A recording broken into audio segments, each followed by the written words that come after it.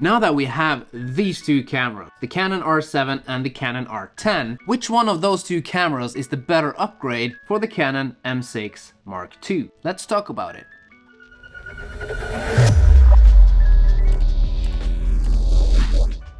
The Canon M6 Mark II is a really small and compact camera, which has its benefits if you just want to put this in your pocket and get out and shoot some stuff. But when it comes to the grip of the camera, it's just a little bit too small for me. As you can see, I need to have my pinky underneath and I can't get a really good grip around it because the grip is just too small. But when it comes to the Canon R10 and the Canon R7, both of these two camera bodies is bigger than the M6 Mark II. And the R10, it has a bigger grip and I'm able to place all my fingers around it, but still it's just a tiny bit too small for me. But the R7 has the better body overall. Here I am able to place my fingers well around the camera, don't need to put my pinky underneath, and I still have flexibility, and I really feel that I have a good and secure grip around the camera body. So no matter which camera of the R10 and R7 you choose, both of them is an upgrade from the M6 Mark II when it comes to holding the camera, but from my hands the R7 is the better choice. The M6 Mark II, it has this flip up screen.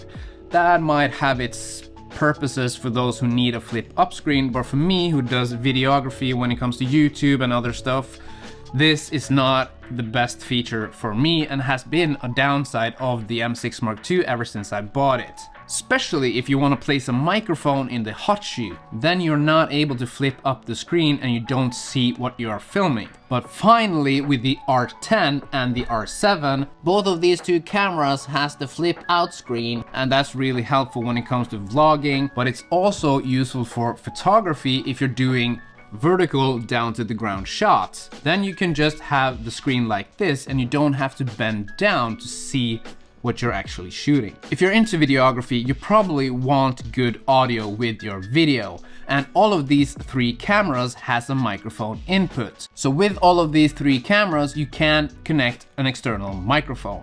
The Canon M6 Mark II has the flip up screen, and the microphone input is, like we said, on the side, so the screen and the jack of the microphone would not collide with each other. But the problem was the hot shoe on top makes it so you can't flip up the screen if you're doing any kind of vlogging. The Canon R10 has the microphone input all the way down on the camera body. That is a problem because if you're flipping out the screen and you want to turn it, it will get in contact with the jack of the microphone, and to be able to rotate the screen you need to flip it back in, rotate it, and then put it back out. So this is not the most optimal placement of the microphone input in my opinion. With the Canon R7 it's another story. The microphone input is placed all the way up on the camera body and away from the screen. So even though you have a microphone connected to the camera through the microphone input, you're able to flip the screen without getting in contact with the microphone jack.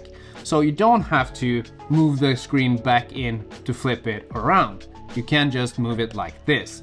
This is another point for the Canon R7. All of these three cameras has this mode dial on top that you need to turn to be able to switch between the different modes of the camera. The Canon R10 and the Canon M6 Mark II has almost exact same dial. But on the Canon R7 you have this on-off dial.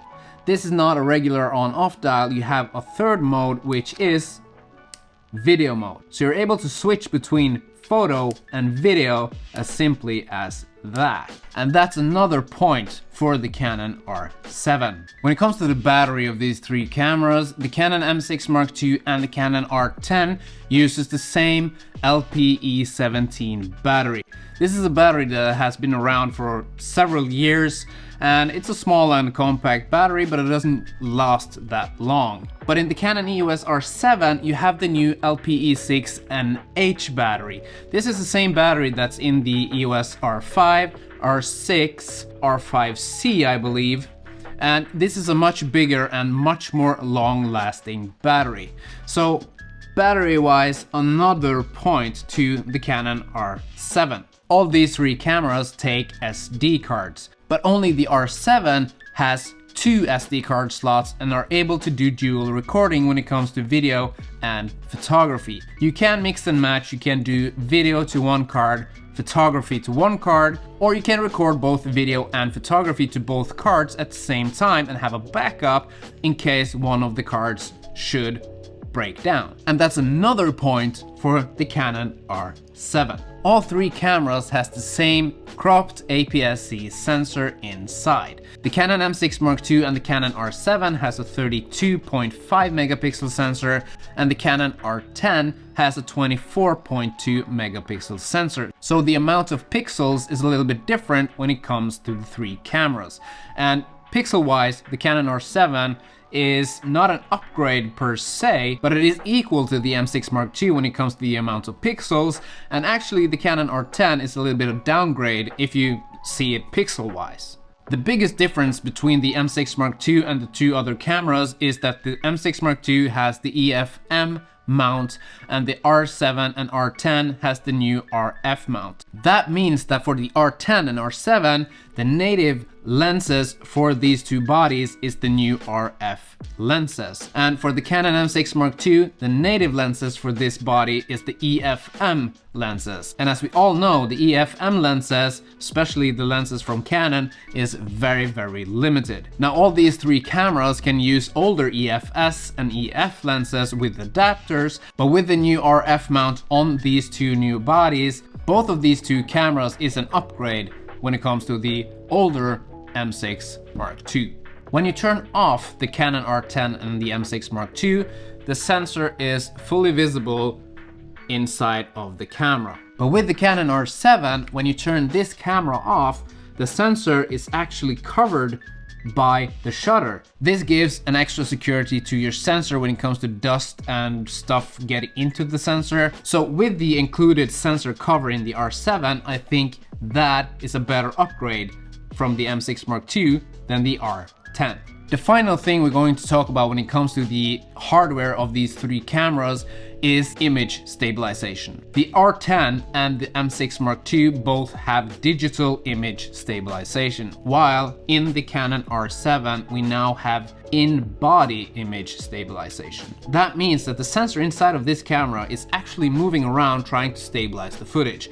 And this says to have a 5-axis stabilization, and pairing this camera with optical stabilized lenses, you get a really, really stable image. Therefore, I think the R7 gets another point over the R10 of an upgrade over the M6 Mark II. Let's talk about the autofocus. Both the Canon R10 and the Canon R7 has the new dual pixel autofocus from Canon. This autofocus system is able to differentiate between people or humans, animals and vehicles. The Canon M6 Mark II has the older dual pixel autofocus and is not able to differentiate between people, animals and vehicles. So when it comes to the autofocus, I think both the R10 and the Canon R7 is worthy upgrade of the M6 Mark II. For photography, the Canon R10 is able to shoot 15 frames in mechanical shutter and 23 frames in electronic shutter. The Canon R7 also has a 15 frames per second in mechanical shutter, but it has a 30 frames per second in electronic shutter. So when it comes to the frames per second for photography, the Canon R7 is a better upgrade than the Canon R10. For video, all of these 3 cameras shoot in 4K video. On paper, the Canon R7 is able to shoot a downsampled 7K image into 4K in the 4K fine mode. This is supposed to be a better quality image than the regular 4K in the Canon R10 and the Canon M6 Mark II. I did a video comparison about the 4K quality of these 3 cameras the other day, and you can watch it up here. I didn't see that much difference in these 3 cameras, but on paper, the R7 is supposed to be a better upgrade when it comes to the 4K quality. All 3 cameras are able to shoot in higher frames per second in video mode. They are all able to shoot in 50, 60 frames per second or 100 and 120 frames per second, depending on if you're in an NTSC or PAL region, but the Canon R7 is the only one that can shoot in 60 frames per second 4K without a crop, because in the R10 you do have a 1.56 times crop in the 50 or 60 frames per second video recording. but all three cameras shoot in full HD in 100 or 120 frames per second. And the last thing is that the Canon R7 has the capacity of shooting in C-Log3, which is a flat picture profile with a higher dynamic range. So overall, video quality wise, I do believe that the Canon R7 is a better upgrade than the Canon R10 if you want to upgrade your Canon M6 Mark II. In the Canon M6 Mark II, you have a 29 minutes and 59 seconds recording limit in video mode, but with the Canon R10, I think the recording limit is up to 2 hours, and in the R7, I believe it was up to 8 hours or something like that. So also here, the Canon R7 is the better upgrade. But even with all these technical specifications of the Canon R10 and R7 over the M6 Mark II, that doesn't mean that the R7 is a better upgrade than the R10 for you, because you are the one that actually knows what you need in the camera and know what you're going to use it for. So is the R10 the better upgrade for you, or is the R7 the better upgrade for you? Please let me know in the comments down below. Anyway, that's it for this video. I hope you found it interesting, and maybe I will see you in the next one. Bye.